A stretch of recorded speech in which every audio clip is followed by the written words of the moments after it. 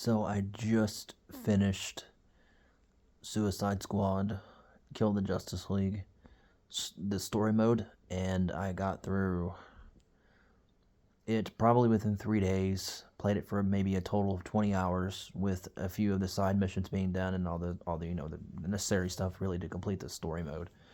I'm about I think earlier I was saying 20, but I think my PlayStation dashboard says closer to about 18. So we'll go to home, and it's at logged at 18, and it says it's at 71%. I've got my trophy to about 24 out of 51. Um, I've got it I'd say quite a bit done. I don't do a whole lot. I'm gonna try to finish most of all the side stuff here pretty soon, but uh, I just kind of wanted to share with people because I'm sure this has been talked about a lot on the internet that I've read, anyways. I've never been a fan of live service games. I can never get into the free to play aspects of games. I can never really play a free to play game. I can never get into it because I always knew that there was a reason why it was free to play. It was because they would lock things or put things behind certain paywalls, or there's just certain things about free to play games that will looks like they made the game intentionally so that you would buy certain things to make the game better.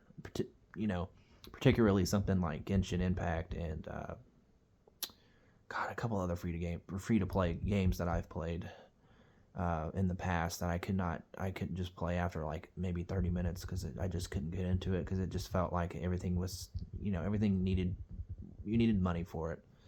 Um, I think DC Universe Online was one of them. I think on the PC I played the Lord of the Rings Online. I couldn't get into that. I said online. Online. Uh, but I just thought I would share my thoughts on this. As far as the live service aspect goes on this, I don't like it.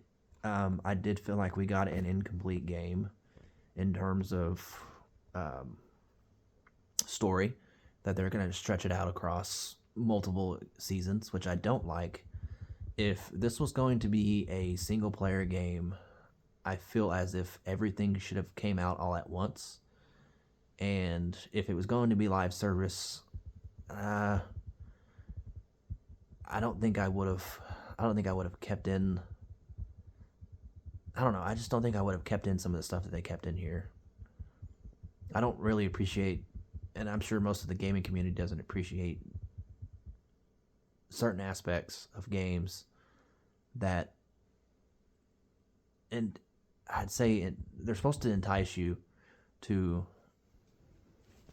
purchase these things as if it's going to make your gameplay experience better. For me, it never does.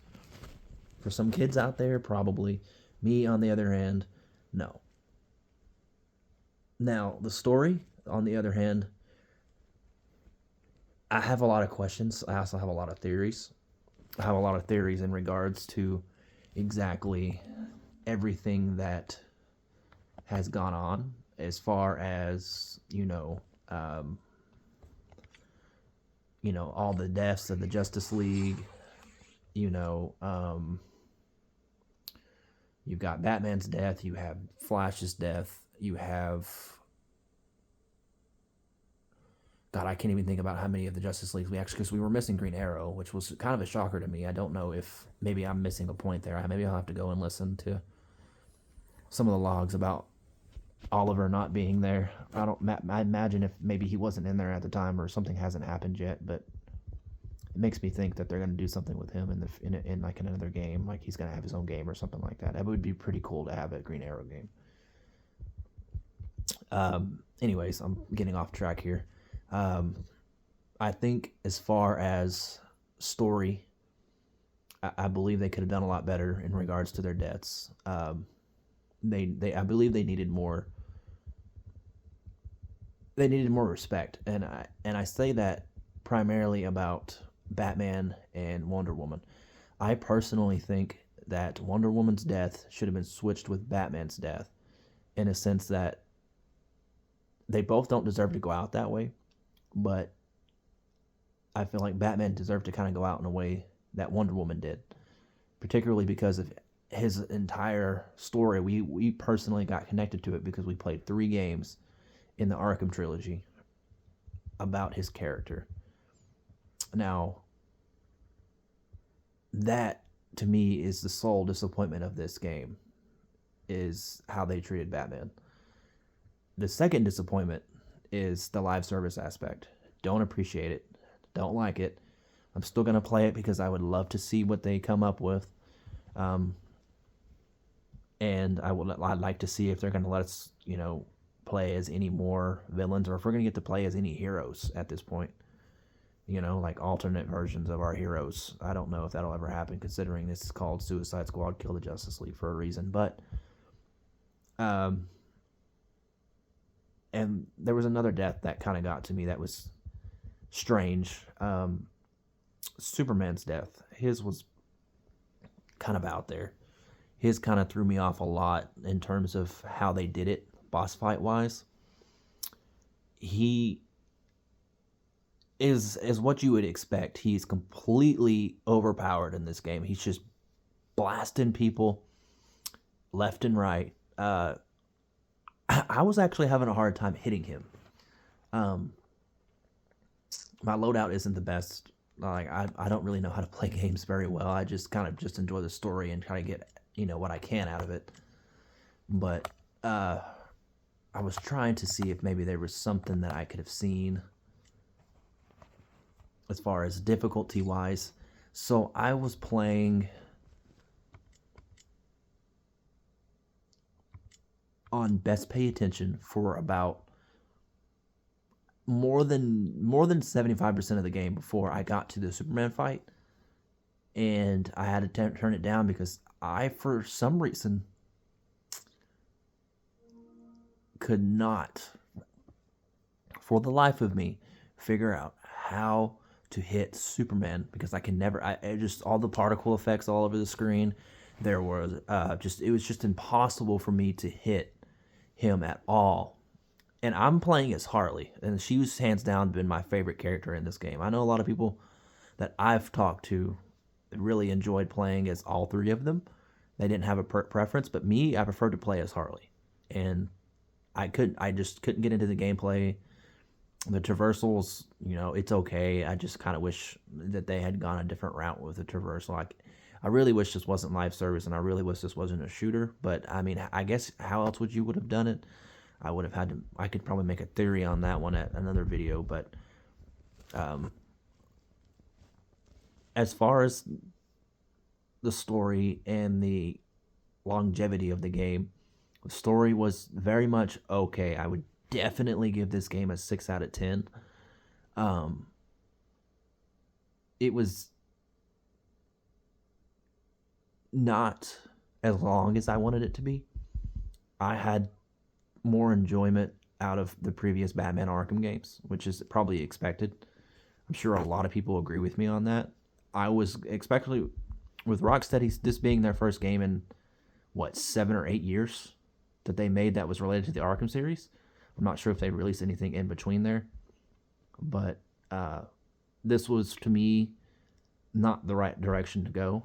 I'm enjoying it. I'm still playing it. I paid full price for it.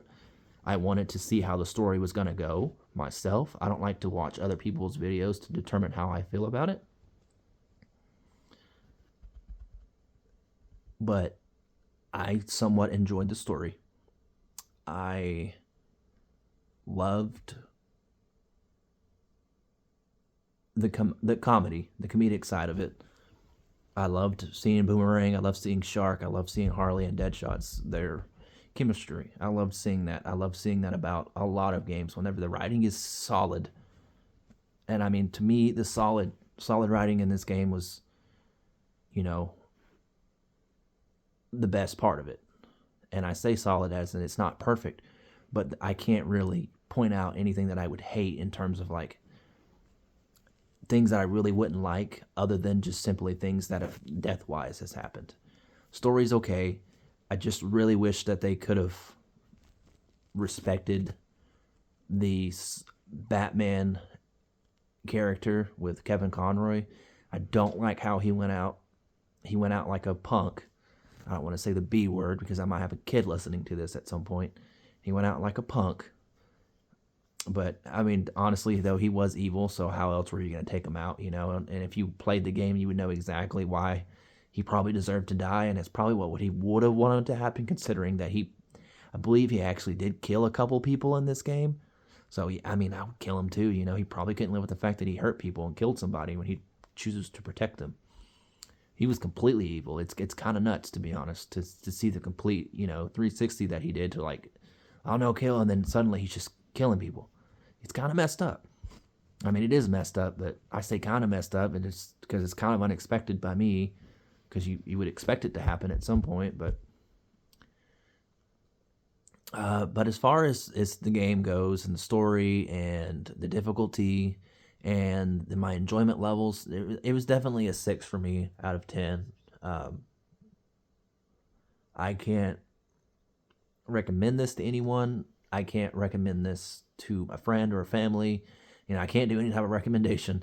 Only thing I can say is if you want to take a chance on it, take a chance on it. And the gameplay might be your cup of tea. I don't really like shooters, but for some reason this game had like I don't know if I'm thinking of Overwatch or if I'm thinking of what's that other game called? Overwatch, and I'm losing my train of thought here. Overwatch, all those Fortnite kind of gave me a weird Fortnite vibe to it too. I don't know if they were going with that too, but that's what it felt like. It felt like a Fortnite vibe-ish, because you could jump, and the traversal was jumping, and then you're shooting things. It felt like that. It felt like Overwatch, Fortnite, and maybe League. No, not League. I can't think of. I don't know why I was thinking of League. I'm thinking of something else, but Fortnite and Overwatch. It felt like those two games in particular. So I don't really know what to say. I really don't.